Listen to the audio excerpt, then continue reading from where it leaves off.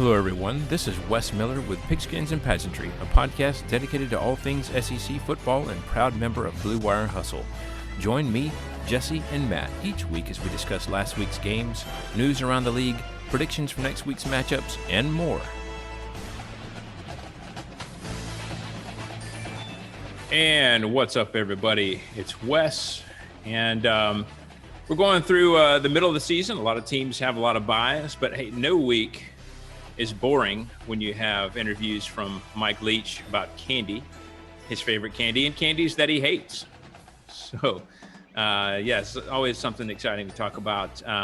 Jessie is out with work-related stuff right now. She's a little busy this week, so it's just Matt and I holding down the fort. Speaking of which, what's going on, Matt? How are you doing, my friend? I'm doing all right. As you can see, I'm coming to you from the friendly confines of Scranton, Pennsylvania. Doing a little bit of moonlighting, working at a Dunder Mifflin Paper Company. So yeah. So, have you been able to join the party planning committee yet, or? Listen, Angela's got that thing on lock. I can't get in there. I'm telling you, it's tight. So it's brutal. It's brutal. All right. Well, hey, we've got a few games to talk about from last week, and without further ado, let's go ahead and get into it. Always remember, if you ain't first, you're last. All right, the first one we'll talk about was LSU at Ole Miss. Ole Miss taking this one 31-17. It ended up not really being that close. Jesse getting the point in this one. But there for a little bit, it was kind of close in the beginning. We were wondering there for a little bit. Story coming into the game, however, was whether or not Matt Corral would play. It seemed like he had a little bit of an ankle injury going on. But he seemed okay in the game. What I watched, he seemed all right. Yeah, I was kind of pulling for LSU a little bit in this one just because of Ed O. I was secretly hoping that Ed O would win the remainder of his games, after they fired him or after they basically agreed to part ways. Yes, basically agreed, mutual agreement. Yeah, to part ways. Of course, I shouldn't say that too loud because they have remaining games against Alabama, and so of course Jesse's not here, so I guess I'll be okay. But anyway, but yeah, they Ole Miss was able to get a lot of offense going in the second and third quarters after a little bit of a sputter at the start, and then Ole Miss fans are able to celebrate Eli Manning Day and the retirement of his jersey with a big win. So, Matt, did you have any thoughts on this one? We kind of anticipated this to happen. I figured Ole Miss would be able to take care of business, and that's what they did. Yeah. Kudos to Eli for getting his number retired. The Manning legacy is definitely intact down there at Ole Miss. I mean, when you look at the speed limit signs on the campus are 18 for Archie Manning's old numbers. So they definitely love those Mannings. I don't know if they necessarily love the one that I love, but good times there. I was with you, Wes. I was kind of hoping that we could send Coach O out a winner. Let him ride off into the proverbial sunset, getting that W, especially over a former employee like Ole Miss, because right. Coach O was there for 3 years. But Tigers just come up a little bit short. They jumped them on early, like you said, but just couldn't hold on. I was looking at the stat line before we got started today, and 470 yards of total offense for Ole Miss. Pretty good against LSU. The other thing that's really jumping off the page here is Ole Miss had 12 penalties for 106 yards.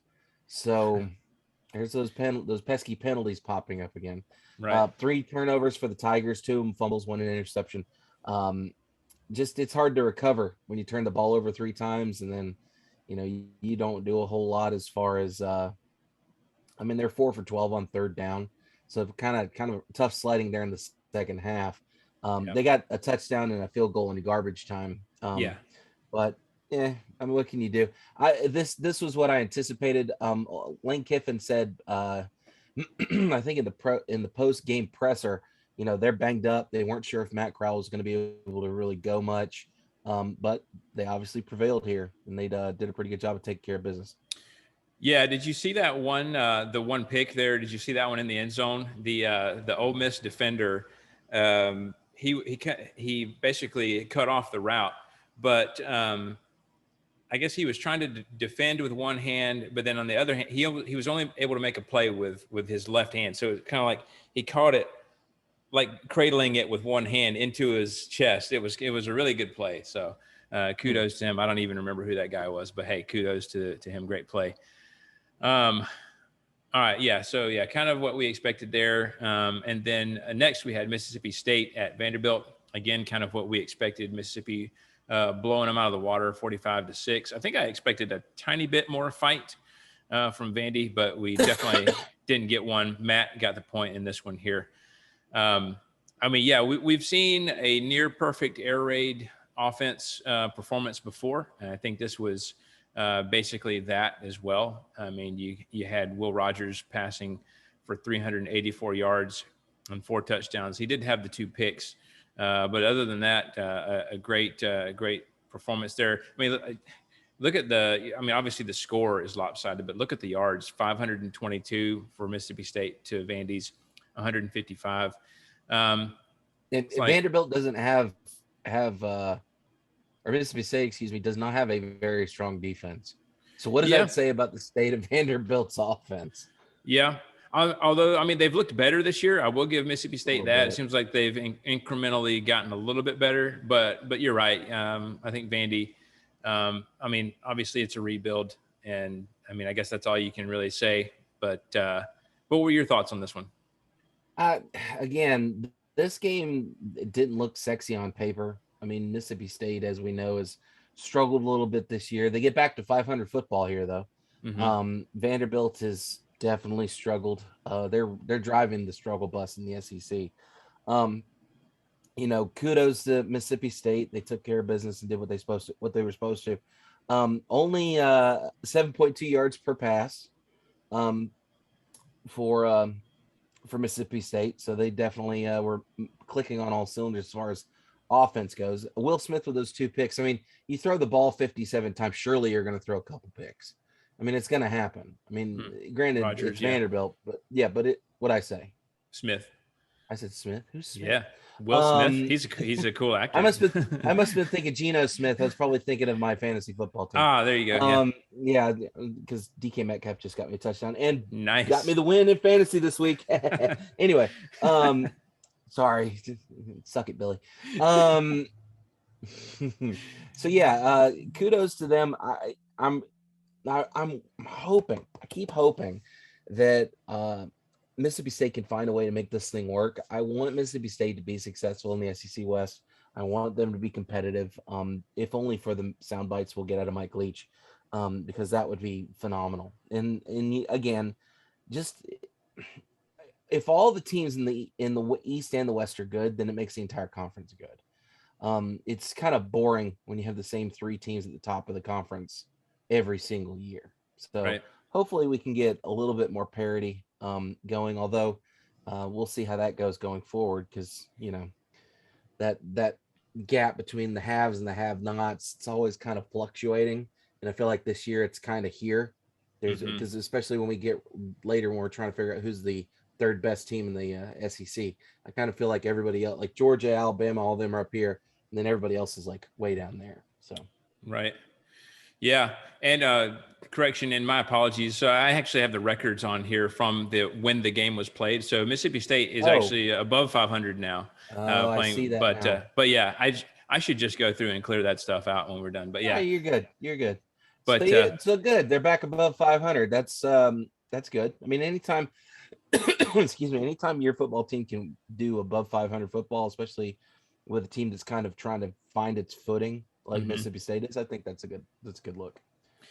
And as you said, a happy Mike Leach is a Mike Leach that we all enjoy, because it gives you the chance to just throw in those ridiculous questions that he is more than happy to talk about, and in some cases go on and on and on about.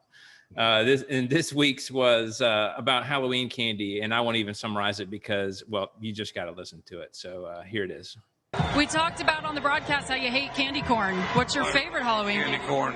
I mean, I completely hate candy corn. When I was a kid, well, gummy bears. Let's see. Gummy bears for sure. Sour or regular? the Haribo. It's got to be the Haribo ones. And then the other thing I like is when they used to have the sprees in a box. Outstanding. You have to go to the dollar store to find it, but I do. And then the latest, there's still candy innovation, although a while back I found that Europe had better candy than we did overall because they have gummy everything. And then, they have those Nerds clusters, which is new. The gummy. Yeah, which is good. The Nerds clusters is good. And then if you go chocolate, probably Almond Joy. Love it. Hopefully you'll get some of that next week. Yeah, we'll see. Thanks, Coach. All right, thank you. Wes, how long was that clip? I love it. Oh gosh, it was at least a minute. I think it was around a minute. Only Mike Leach could talk for a minute about candy and have us sitting on the edge of our seats, waiting. Right. To see and I love the little dig about European candy being better than American candy. Right. Oh my goodness. I also don't ever change. I also love his where he talks about the sprees and that come in a box that you can only get at the dollar store. And then sprays. He said sprees. I'm pretty sure that's what he said. I guess I'm not necessarily familiar with him, but I thought it was funny because he was like, you can only get them at the dollar store, and I do. He was like pointing out, oh yeah, I'm going to go get them. So can you imagine Mike Leach rolling up in your dollar store just like 2:00 on a Tuesday? Yeah, rolling in there and just buying a handful of candy. With that same Starkville, Mississippi. Yeah, who knows? They might be used to it. Like, hey, Mike, how's it going? He's like, hey. That's ridiculous. I really wish. I keep hoping that one of these days they're going to start to hit a rhythm, and they're going to be great. Because I need Mike Leach to stick around the SEC a little bit longer. We need more of that. We need absolutely more of that. We definitely need more happy Mike Leach. Angry, morose Mike Leach need not apply.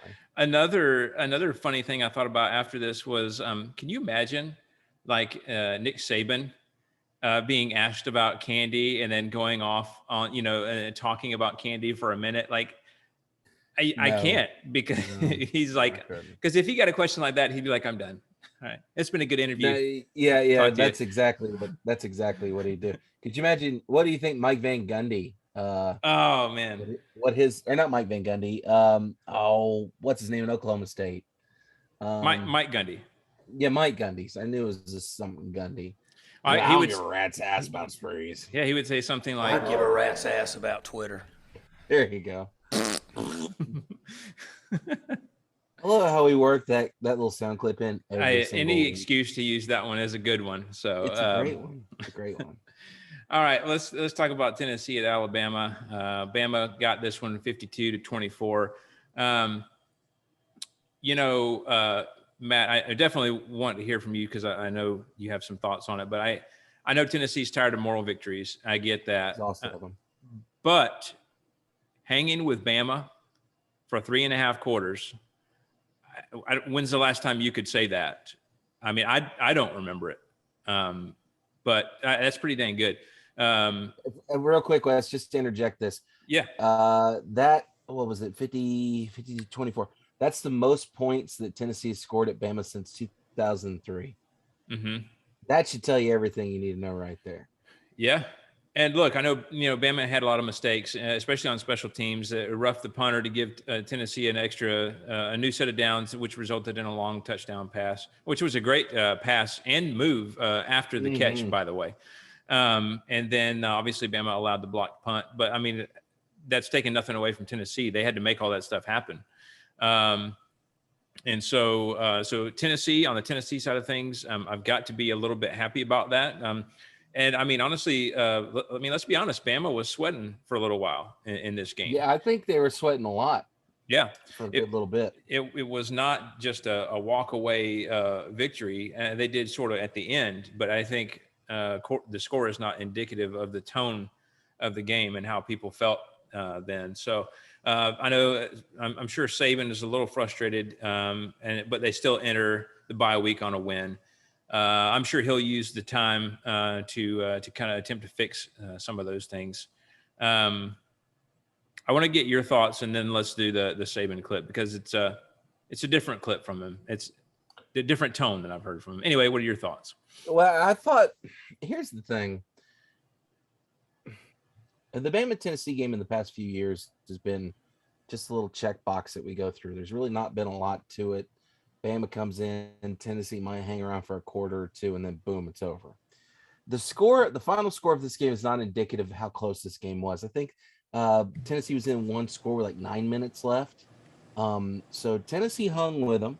Tennessee did a great job of hanging with them. Granted, Bama gave us a little bit of help, but again, like you said, you've got to be able to execute even when you do get help. I thought Tennessee played pretty well. I think we've established that Hendon Hooker is the guy now. He had a pretty good night, 19 for 28 for 282 yards. Threw his first pick of the season, although it looked like that was a simple miscommunication between himself and the wide receiver at the time. So, things that could get fixed. The biggest problems out of this game were third downs for our defense. Bama was 15 for 20 on third down in this game, which means our defense was out there a lot. I was listening to something earlier. I think it was Josh Pate on 247 Sports. He said between the Bama game and the Ole Miss game, Tennessee's defense has played like 112 plays in 2 games or something like. No, it may have been more than that. I think Bama ran 90 plays and Ole Miss ran 100 something. Yeah, so like 190 plays, almost 200 plays in 2 games. It's a lot. So defense was gassed. We couldn't get them off the field on third down, and it showed in the fourth quarter. The fourth quarter they put up 28 points. I think at that point our depth on defense and on offense kind of got showed off. We couldn't move the ball on the ground. We only got 64 yards rushing, which was definitely down compared to what we usually get. For example, Tyon Evans only had 30 yards. Hendon Hooker had 26 yards. Jabari Small only had 8 yards on 7 carries. So rushing the ball was very difficult against Bama. The other thing that kind of showed up was there were 12 penalties for 98 yards in this game for Tennessee. And I would like to take a moment to talk a little bit about some of those calls. There were 2 or 3 different calls. For example, there was a targeting call that if you check my Twitter, it's _Fortson, by the way. If you check my Twitter, I retweeted that clip. There was a definite targeting on Hendon Hooker. Didn't get called. There was a magical false start penalty against the Vols where nobody on Tennessee's offense moved at all, but for some reason it got called. It's just it's little things like that. And I'm not usually one to put on the aluminum tinfoil hat and pretend that everything's a conspiracy. But things look weird. And the Bama game's always weird. And there's always something going on that makes me think, maybe there's some credence to some of the stuff that people talk about with, crooked officials and all that business. But again, if we hadn't given up 20 points in the fourth quarter, it wouldn't matter. Time of possession was also another problem for the Vols in this game. Bama had the ball for 40 minutes. Mm-hmm. We only had it for 20. So again, it's real hard to win a ball game when you have that kind of stuff stacking up against you. And there were a lot of people online that were complaining about it. Again, Vol Twitter. There were a lot of people complaining about how, there were a couple calls here and there. There was a couple other things. I took it with a grain of salt. This is continuing to be growing pains. I keep finding myself wanting to buy in like 100% to Josh Heupel. There's always something that's kind of wanting me to do that, but there's also something holding me back, and that is Butch Jones, Derek Dooley, that son of a gun, Jeremy Pruitt. And it's just who do you hold in less esteem, Jeremy Pruitt or Butch Jones? Jeremy Pruitt. Really? Jeremy Pruitt. Mm-hmm. That is a shock to me. After the crap that's come out in the last couple of weeks about him, his lawyer threatening the University of Tennessee with all this bull stuff he's going to drop if they don't settle his. Yeah. Butch Jones was an idiot. Yeah. Butch Jones was incompetent. I think it was well-intentioned. He was a well-intentioned idiot.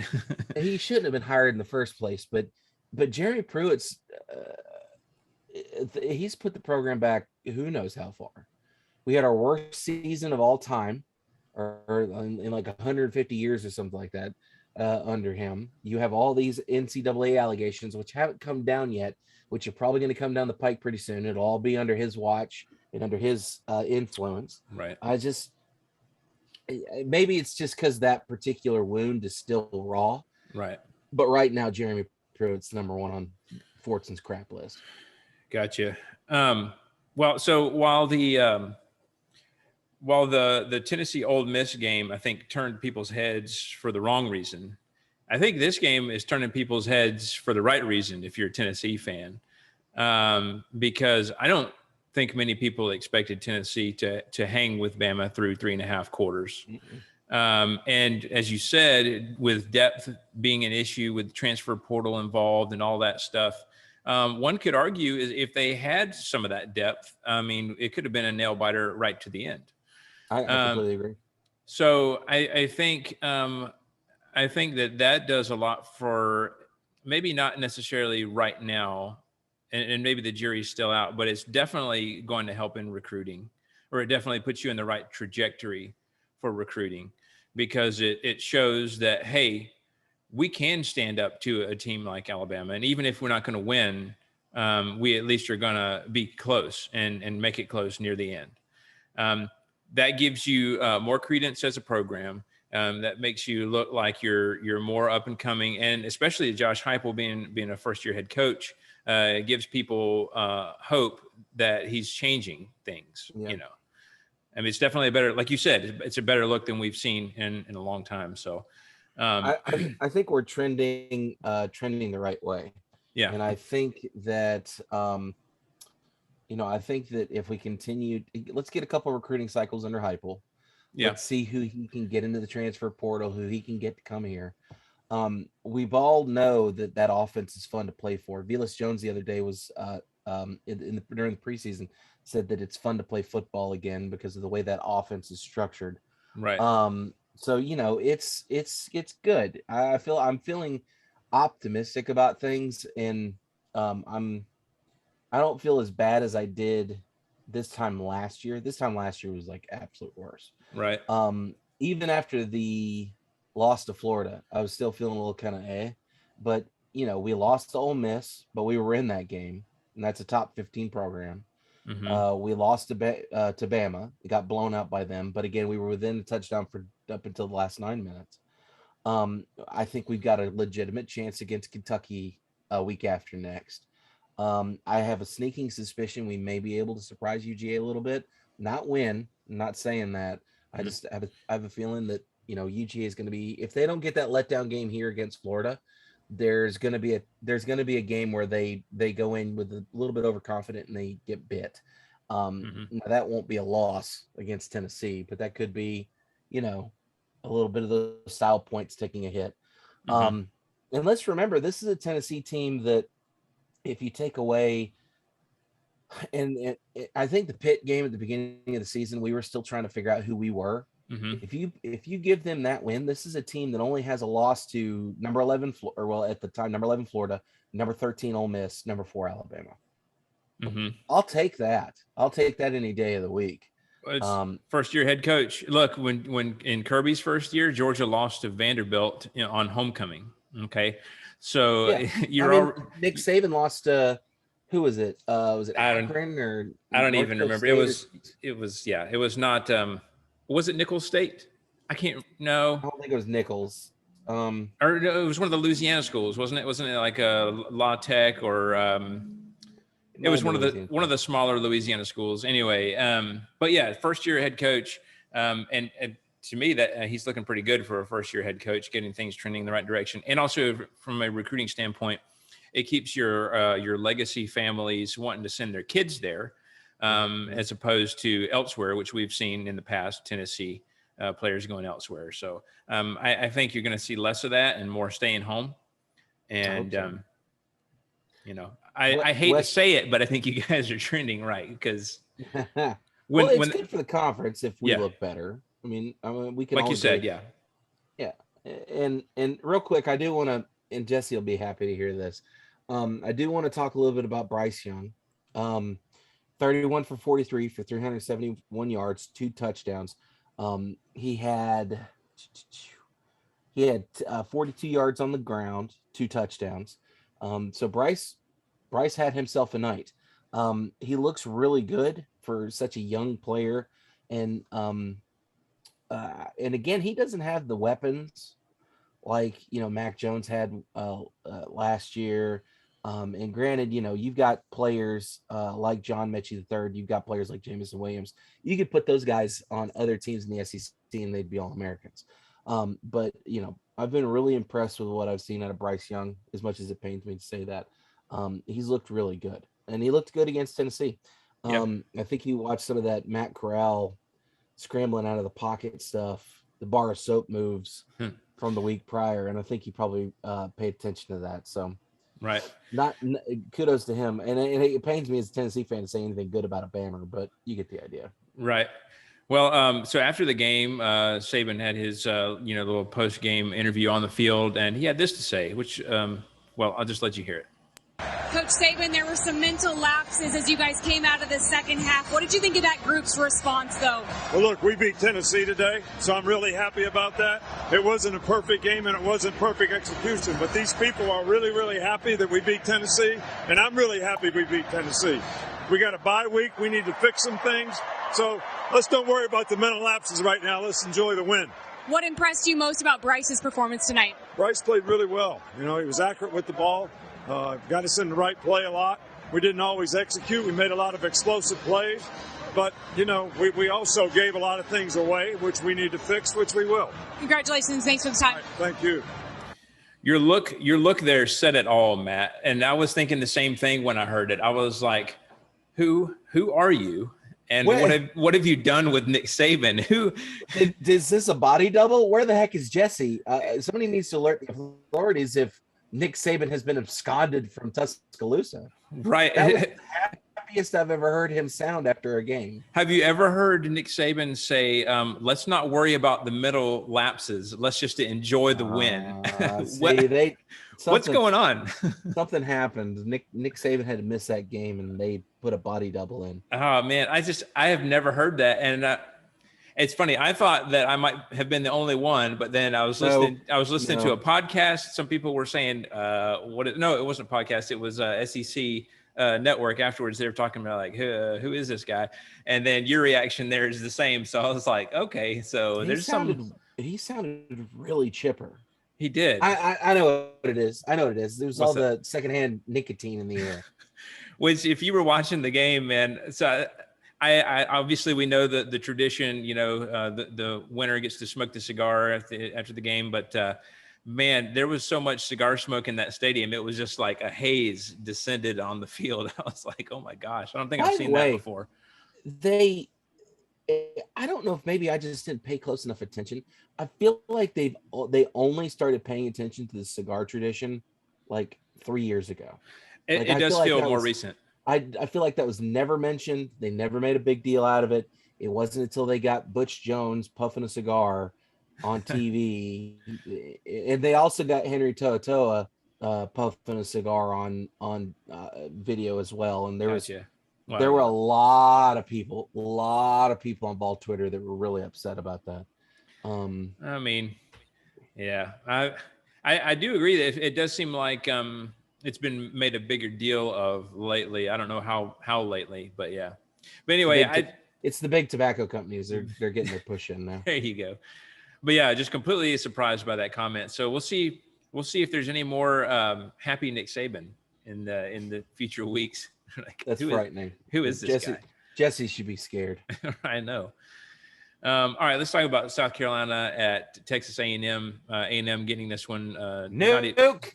Yeah, not even close. I should have put this in what do we call them? The less competitive games down at the bottom. Yeah. But yeah, A&M winning this one 44-14. I got the point in this one. One note in this one, even though there's not necessarily much to talk about, graduate assistant Zeb Nolan. I know that all good things must come to an end, but it seems like that kind of fun story is at least over for now. He started the game, but was benched early in the fourth quarter for Jason Brown after only managing to pass for 30 yards in this game. So A&M really pouring it on. in this game and just dominating in every facet. 477 yards to Carolina's 185. Obviously, Carolina turning it over 3 times to A&M's 1 didn't help things. Not a whole lot going on here. Just Carolina, again, one of those teams in the middle of a rebuild, and A&M just pouring it on. What do you think, Matt? Yeah, this is the point where Jesse would be bad-mouthing Jimbo Fisher, but I'm not gonna engage in those sort of shenanigans. I don't bad-mouth coaches in the SEC. Right.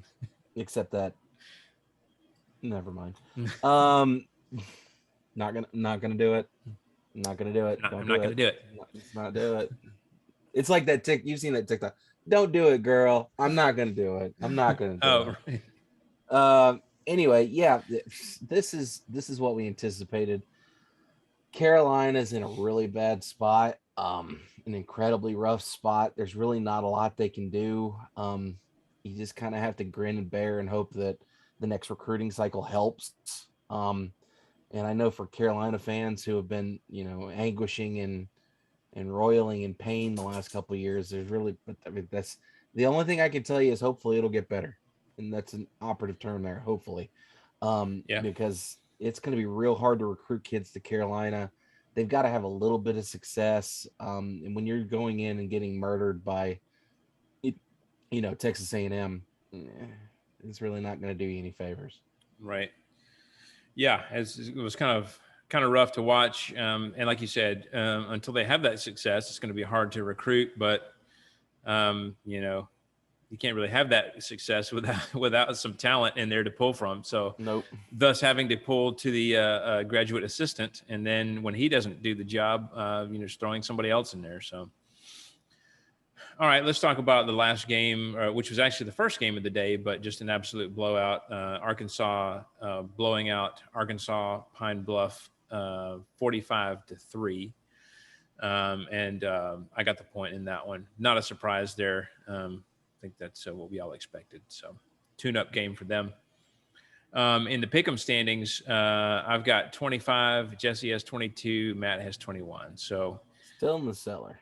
She passed you this week. You guys were tied at the beginning, but like we said, still a lot left, especially as the season goes on. And then we'll get into the bowl games where it gets really interesting because we have so many different games worth so many different points. So, that does it for last week's games. We got a little bit of news here, and let's go ahead and talk about that. Here's the news. All right, so a new AP poll has come out, as it does every week. And it's got number 1 as Georgia, number 2, Cincinnati, number 3, Alabama, number 4, Oklahoma, 5 is Ohio State, 6, Michigan, 7, Oregon, 8, Michigan State, 9, Iowa, 10, Ole Miss, and then rounding out the rest of the top 25 and SEC teams, number 12 is Kentucky, number 14, Texas A&M, and then number 18, Auburn. Matt, I could tell you had some thoughts about that from the get-go. What do you think? Hold on a second. Let me just look up who Cincinnati has played. And then that will by the way, Cincinnati's a really hard word to type. Like it's just one of those nonsense I always want to put words. 2 T's on the end. It's just awful. Or not on the end, but where the last T is. All right, so let's take a look here at what old Cincinnati has done this season to see what they've done to earn being in the top 5. Yes, I have an ad blocker. Shut up. All right, let's see. They blew out Miami of Ohio. They blew out the perennial powerhouse Murray State. Mm-hmm. They beat Indiana by 2 touchdowns. They beat Notre Dame by 11 points. They nuked Temple. They blew out UCF. And they barely beat Navy by a touchdown. Yeah. This is who you want to make the number 2 team in the nation. And then let's see who else they got. They got to travel to New Orleans to play powerhouse Tulane. They've got to play a really tough home game against Tulsa. Then they got to play Southern Florida, Southern Methodist, and then travel to Greenville for East Carolina. Holy cow! There's a lot of directionals in there. That's awful. And I was talking to a coworker of mine today. Shout out to Rodney. Rodney said, we were actually talking about this with Cincinnati. He said Cincinnati doesn't look that good. Like if you watch them play football, they don't look that good. I don't know why they're up there. I guess the committee's thinking they'll put them up there, and then inevitably they lose because surely they have to lose a game somewhere. I guess. And if they don't, then they get into a bowl game, then they'll get. I don't know. It's just that's dumb. I don't see how you put Cincinnati ahead of one-loss Alabama. Yeah, and it's also easy to get uptight about these, but I do too. But I get worked up about it. But I have to remind myself that this really doesn't even matter. Next week, as the next news item we're going to talk about is the CFP committee will release their first rankings of the season Tuesday, November the 2nd. So none of this stuff is official. And for that reason, I'm very curious to see where Cincinnati ends up when the committee actually has a chance to evaluate, which I know they already are. And once they have a chance to sit down in that room and discuss. Would that be crazy?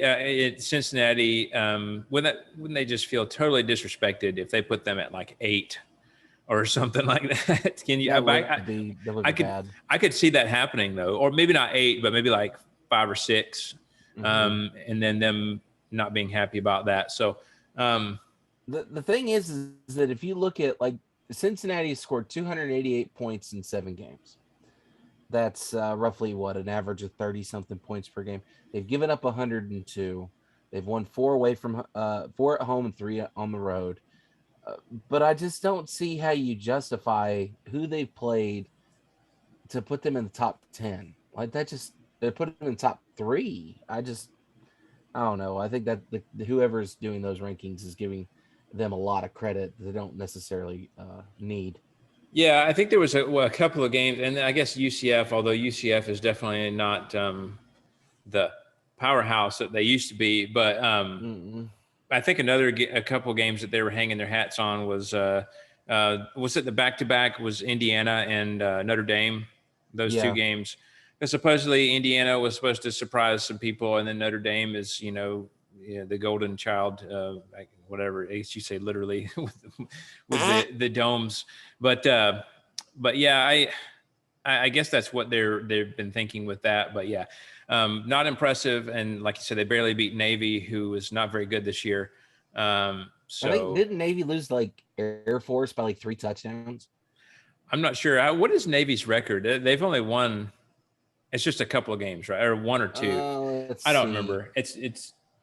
It's not what we've kind of seen in a couple years past, because I know that was kind of a. Well, Navy was doing pretty good there for a while. Yeah, but yeah, that's what I'm saying. Trying to find. But Navy, yeah, midshipmen. They are 1-6. Yeah, 1 game. Yeah, okay, so they've won 1. Yeah. They have losses to Marshall, Air Force, Houston, Southern Methodist, Memphis, and then Cincinnati. Yeah, No, stop that. Y'all need to chill out with that talk. So anyway, yeah, it's always interesting to see what the polls are coming out with, but I'm really, really interested. Next week's show is going to be interesting, I think, because it's going to be our first really good look at kind of how the committee is thinking. Because the thing I like about these committee rankings is not only is it's your first set of tangible rankings that actually mean something, but it also is an insight to what the committee is thinking and kind of how they're thinking about these games. So it's even kind of clues into what decisions they'll make further down the road based on how they're putting things out there now. So yeah. All right. Well, let's talk about a little bit of feedback we had. Working in the computer field, man. I instead of listeners, I call them users, and it's terrible. Anyway, we have some listener feedback here, and it was a really good question. So let's go ahead and get to that. You want answers? I want the truth. You can't handle the truth. All right, so this week, KW Anthony poses the question, who is the SEC's 3rd best team? So we're thinking, Georgia and Bama are up there 1 and 2 for the SEC. Who is number 3? Matt, who do you have? What are you thinking? It would depend on which route you want to take. If you're going strictly off record, and if you want to go strictly off record in the conference, it's a toss-up between probably. I mean, there's only, man, that's tough. I guess it would probably be between Kentucky, Ole Miss, Auburn, and let's say those three. So we'll say Kentucky, Ole Miss, and Auburn. If you look at who's scored more points out of those three, that's obviously Ole Miss. If you look at who's got the stronger defense and given up less points, that would be Kentucky. So I don't know how you justify it. If I had to go out on a limb here and say which one of those three, I'd probably say Ole Miss. Just I feel like that offense is really, really strong. Their defense is better than it's been. We've seen that Ole Miss can put some points up in a hurry, which means that they're not just necessarily as one dimensional as say like Kentucky is. Because if you shut down Kentucky's run, they can. There's really not a lot of. I mean, they can throw the ball a little bit, but I don't know. I like Ole Miss as the third team, not the second one. The fourth one. Not to be devil's advocate, but I think I'm going to go with Kentucky because I think they're a really good team, and I felt that when they played Georgia.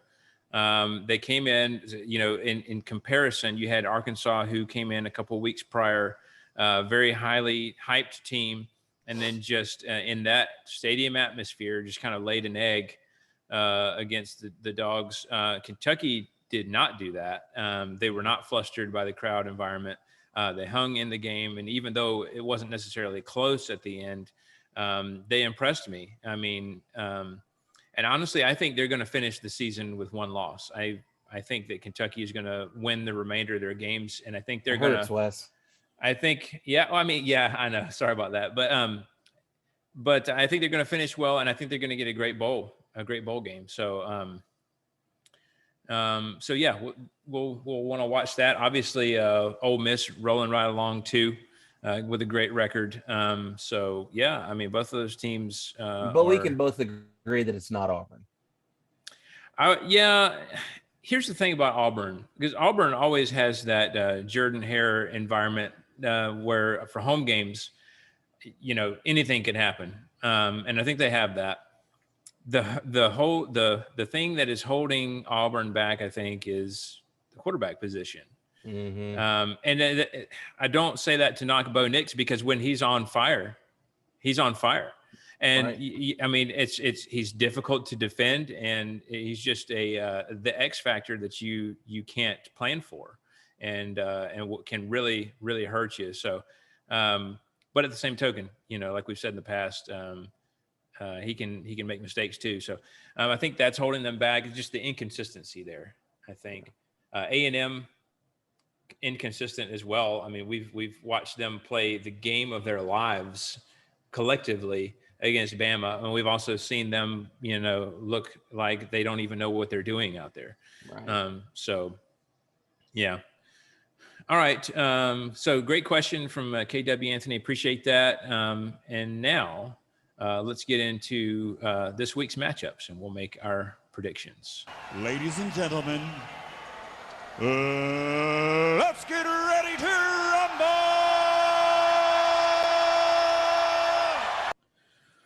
All right, so let's talk about the upcoming games. As we said, bye weeks coming up for a lot of people. We only have 4 SEC games this weekend, actually.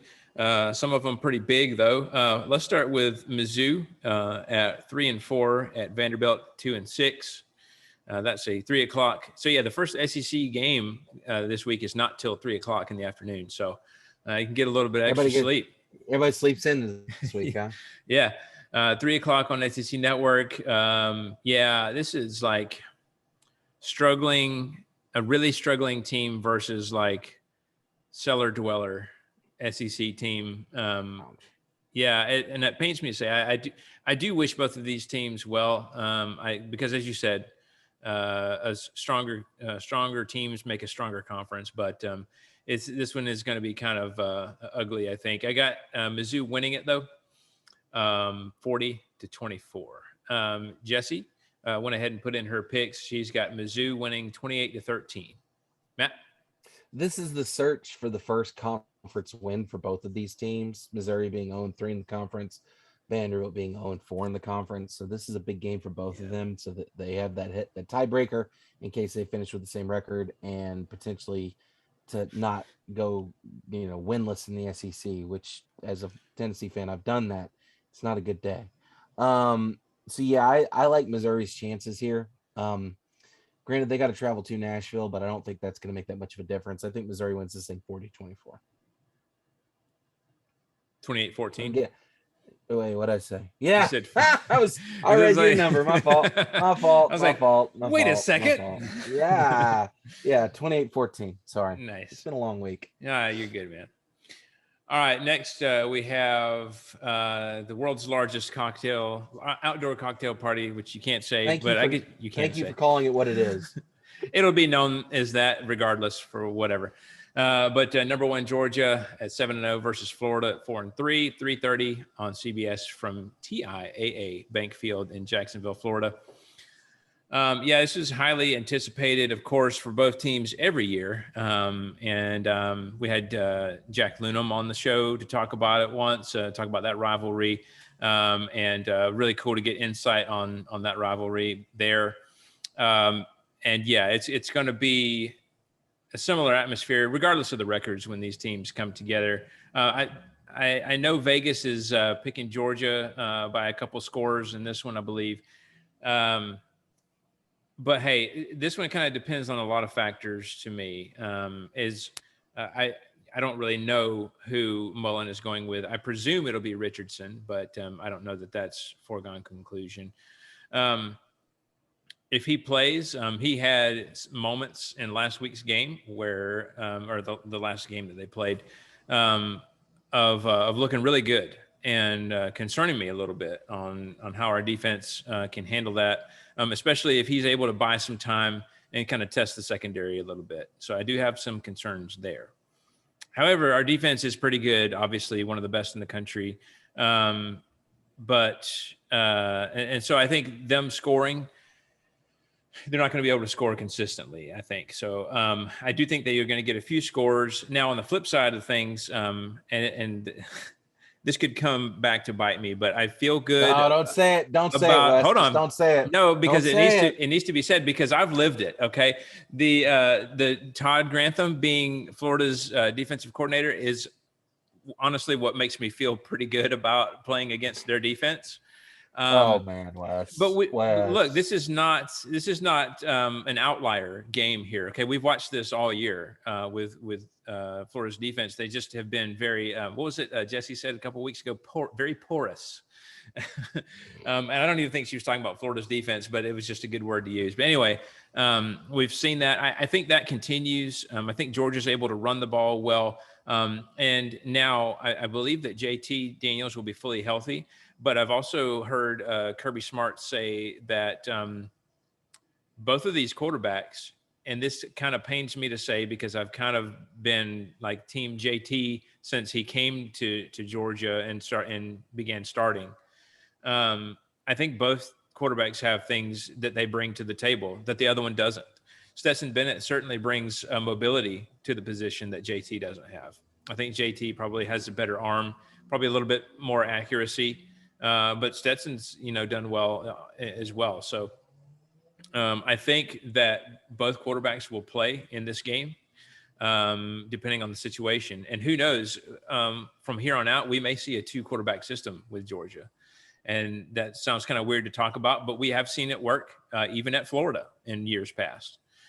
So anyway, I say all that to say, I do think Georgia wins this one. I'm optimistic. I don't think I'm as optimistic as some Georgia fans are, but I do think we get the win 34-21.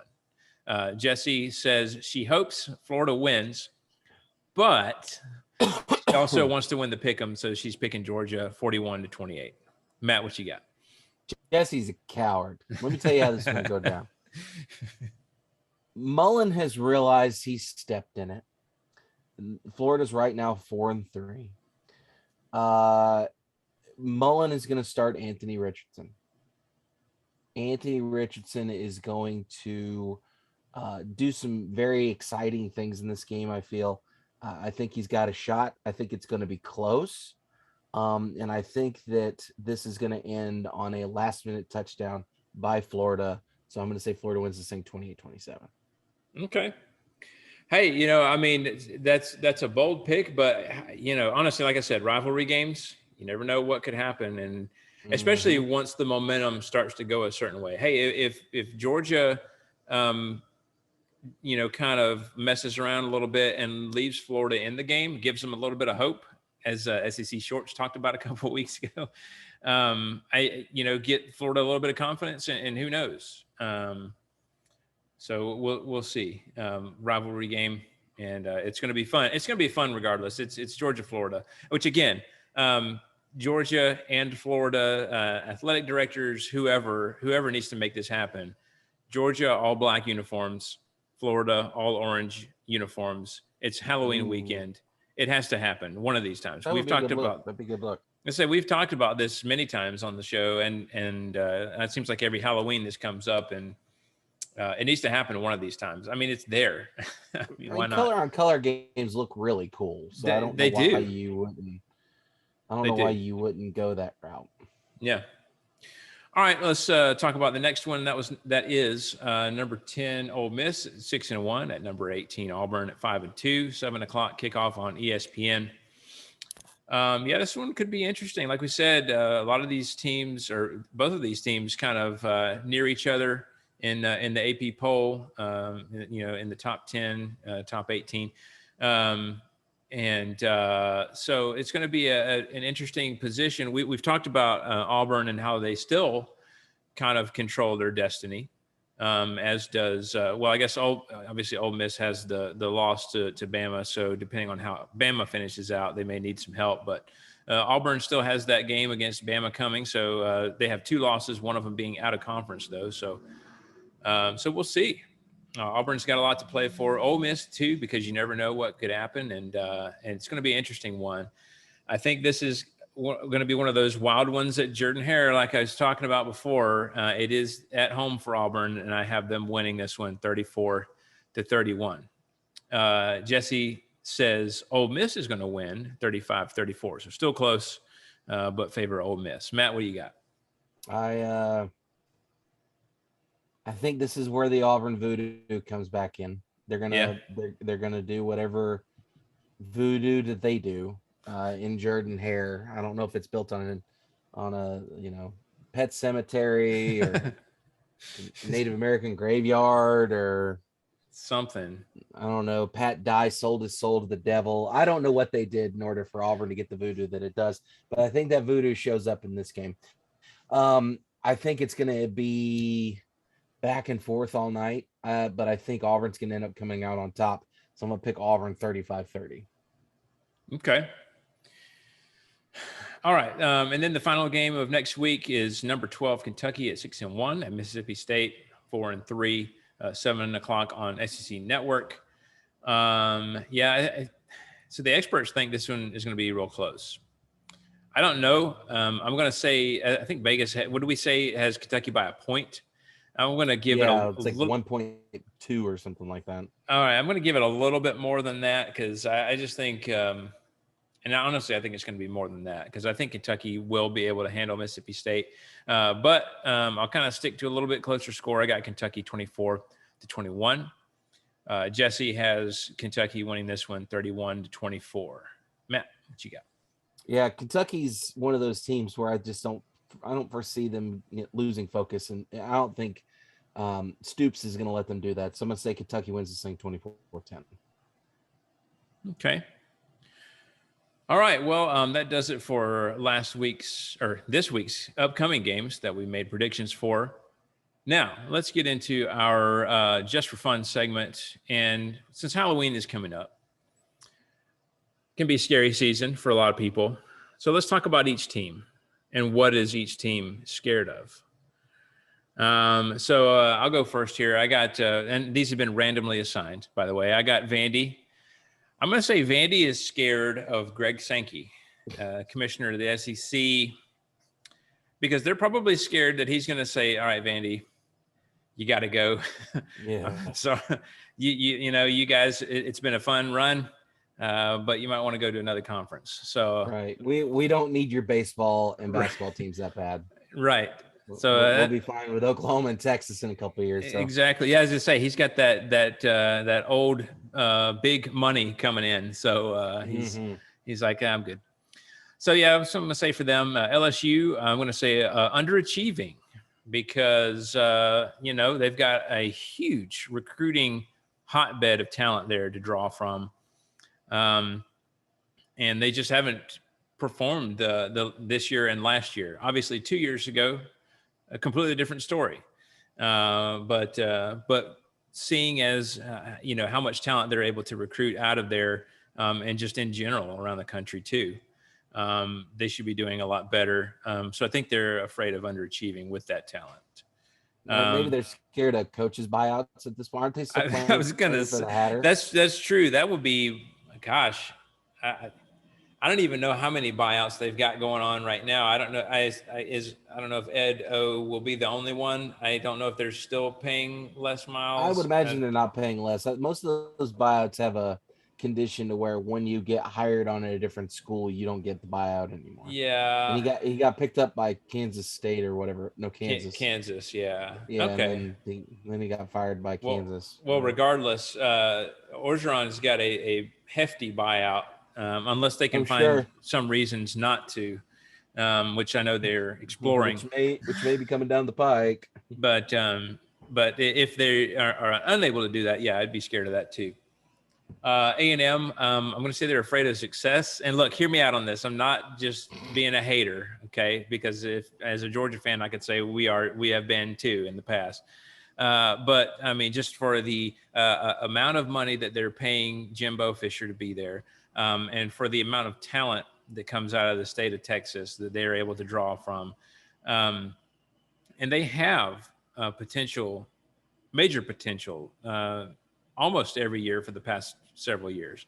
And look, I'm not discounting their performances. I think it was last year, the year before, we had some A&M fans come at us about A&M's defense and how they were one of the best in the country, which statistically later on in the season, that was especially the case.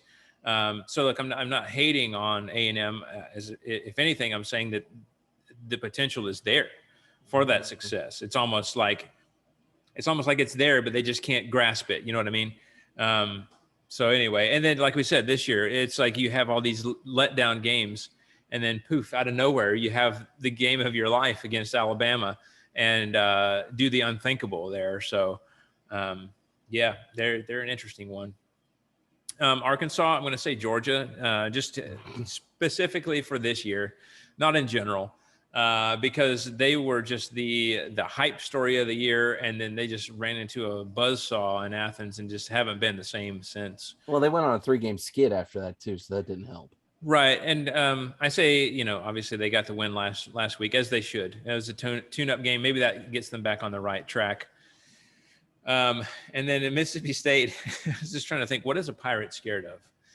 The British Royal Navy. So that's all I got for them. I can't think of anything else. So, and then Bama, well, the only thing that they have to fear is fear itself, I think. Awful. And if years past are any indication, seriously though, I think everyone in Alabama who is not named Nick Saban is scared of Nick Saban. And I think that's been like the formula of success over the years is we're just terrified of what Nick's going to do to us in practice or what drills we're going to have to go through. And nobody wants to get yelled at or spanked. So, you know, yeah. Although, hey, if this week's an indication, maybe Saban's flipping over a new leaf. Chill Saban. The let's not worry about the middle lapses Saban. Bro Saban? bro. It's like, oh my gosh. Oh, welcome to Alabama, bro. It's like he got influenced by Joey Freshwater a little bit too much. There. No. Just Jesse be coming through the camera at you right just now. Just hanging out. No, I'm just trying to picture a bro Saban. Hey man, yeah. No, I can't do it. All All right, and then Tennessee, obviously we talked about this a little bit earlier, whether rational or not. In some cases, it certainly is. I feel like all the posts I've been seeing from Tennessee fans indicate that they're scared of the referees at this point. So the SEC officiating office in particular. Yeah, and they certainly have struggled this year, not just with Tennessee, but with many schools. I feel like it's getting a lot of attention, though. It seems like while it seems like it has affected Tennessee a little bit, it seems like it's not as widespread as, you know what I mean? It can't just point to a bunch of games in 1 week. Maybe it's one or two instead of a bunch of games where you're like, man, this is just egregious. So yeah, anyway, that's what I've got for what is each team scared of. Matt, what teams do you have and what are they scared of? For me, I said Kentucky is scared of someone poaching Mark Stoops. We've seen that Mark Stoops has been successful at Kentucky. He's on track, I think, for next season if he continues to win games like he is. It may be this season, but he's going to surpass Bear Bryant as Kentucky's all-time winningest coach here sometime in the next season or two. And he's done a great job of turning a basketball school also into a football school. There's a lot of excitement around that program right now. And I know that if I was the Kentucky athletic director, I'd be doing everything in my power to make sure that he's not entertaining any options or offers from other schools that may be looking for head coaches here soon. Texas Tech just fired their head coach today. So yeah, there's the coaching carousel's already started. Well, that in Washington State canning their head coach. So not that I think Stoops would leave for those two schools, but you never know. Apparently he's among the 20 highest paid coaches in college football even now. So, right. Well, Kentucky wants to keep him around, so that makes sense. Yeah. I said Mizzou, defense, apparently. Mizzou's not done a real good job as far as playing defense. Their defenses look kind of rough, especially their run defense in particular. They're down near the bottom of the barrel, so definitely that. For Auburn, their biggest fear right now is Dr. Jekyll and Mr. Hyde, aka Bo Nix, because Bo Nix is one of those individuals that he's either great or he's not so great. And going into these next couple big games, they got to play Ole Miss, they got to play Alabama. It's a question of who's going to show up, and I don't think anybody wants Dr. Jekyll to show up because Dr. Jekyll's not going to be able to do what he's supposed to do. He's going to, throw incomplete passes, throw interceptions, make poor pocket choices. They want Mr. Hyde, who's going to go out there and completely demolish an SEC defense. Georgia, which one was the bad one in the story? Which one was the bad one? Well, the bad one's Mr. Hyde. Okay, but I'm saying you want the bad. you guy. you don't want the academic. You don't want the academic at quarterback. You mean bad like the kids say it? Yes. I got you. Yeah, sorry. I meant a little bit of a disconnect as far as where I was going with that. No, for Georgia, I said another letdown. Shut your mouth, George. I'm just saying. Georgia sports have been through a lot. We all remember all those perennial runs at the World Series for the Braves. By the way, Braves in the World Series. Woo! Yeah. All those perennial NL East titles that the Braves never did anything with. Georgia hasn't won a national championships in 30. Wait, no, I can't do math. This is why I don't teach math. What's 121 minus 80? 41 years. Yeah, there we go. I knew the answer, but I was just waiting because I've heard it. I don't know how many times. Yeah, I know. You hear it all the time. It's been 41 years since Georgia won their last national championship. Don't forget about the Falcons too. There's all kinds of Georgia sports stuff you can throw in there. New England Super Bowl a couple. Was it 28-7 or just? There's a lot too little. So many bad things associated with Georgia athletics, not just the University of Georgia, but just the state in general. Here's hoping that this is the start of things. Maybe the Braves can turn things around. Let's hope that Georgia can. I know you don't, but Listen, I was talking with a buddy of mine who's an Auburn fan, and he said that he would forego a Braves World Series to keep Georgia from winning a national title. See, I don't want to sacrifice either of them, but I don't.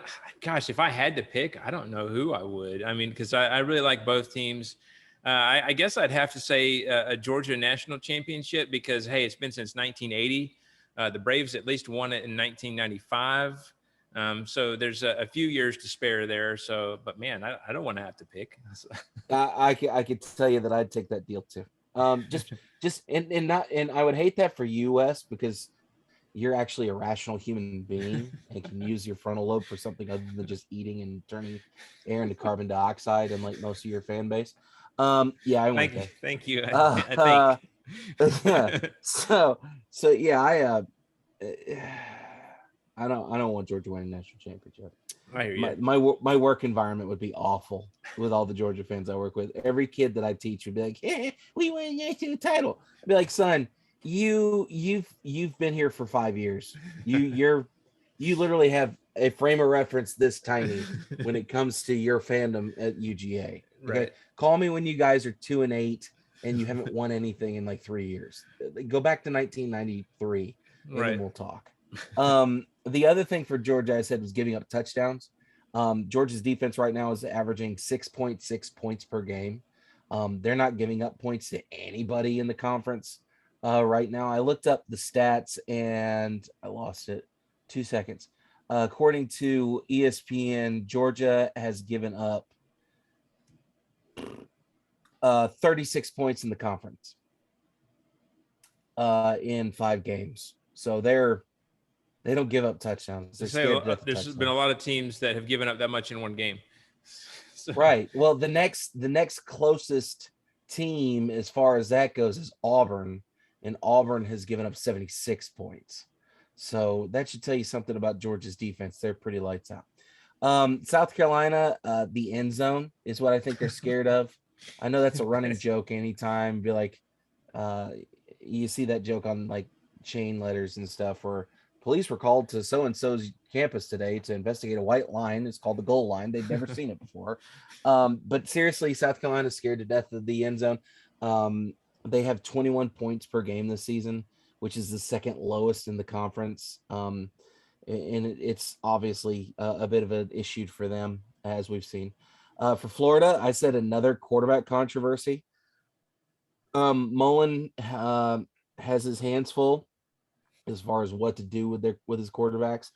I think he's going to solve that. Response to the quarterback controversy early in the season was that the first couple of games. He's like, "What? What are you talking about? What are you talking about? We don't have a controversy." You got a controversy, Dan. If the press is bringing it up, you've got one. So yeah, I'm saying that Florida fans are like, we just want to play football and get away from this, and we don't want anything to do with what's going on with that. And then for Ole Miss, I said golf balls and mustard bottles. It's low-hanging fruit. I took it. So, yeah. Hey, they can be dangerous when used in certain ways. They can be highly dangerous. Range balls at high velocity could hurt somebody. Yeah. Mustard bottles at high velocity, depending on the contents. Well, again, it depends if you're getting French. If you got French's, maybe. French's has got more of a vinegar base to it. Yeah. What you really need to watch out for is the German mustard, because it's got whole kernels of mustard. Yeah, in the glass bottle. Yes, the glass bottle will jack you up. That'll mess you up. That I would be more scared of that than a golf ball, because I would be too. Yeah. Don't hurt yourself there. Man. Good stuff. Got so excited about that he got choked up, but yeah. All right. Well, yes, I like that. What is each SEC team scared of? By the way, I hope everybody has a good, safe Halloween out there. With good choices. Yeah, make good choices. Have fun with the fam, all that good stuff, or whoever you're hanging out with. All right. Well, that does it for this episode. And so let's send you guys out of here with some contact info. If you'd like to hit us up on email, do so at pigskinsandpageantry@gmail.com. We're on facebook.com/pigskinsandpageantry. We can be found on Twitter at PPSCC Podcast and Instagram at Pigskins and Pageantry. Appreciate all the interaction there on Instagram. You guys are great there with the polls and answering questions. We really appreciate that. It's always fun when you guys get involved in the conversation. Don't forget, we're available for download on iTunes, Spotify, Stitcher, TuneIn Radio, and most podcasting apps for iPhone, Android, and other operating systems. If you guys enjoyed the show, we would greatly appreciate it if you take a moment and subscribe and review. 5 stars to tell everybody how awesome you think we are. That increases our visibility and a chance to have conversations with great listeners like you guys. Appreciate that. Anyway, yeah, we got some interesting ones coming up. Until next time, this is Wes. Go Dogs.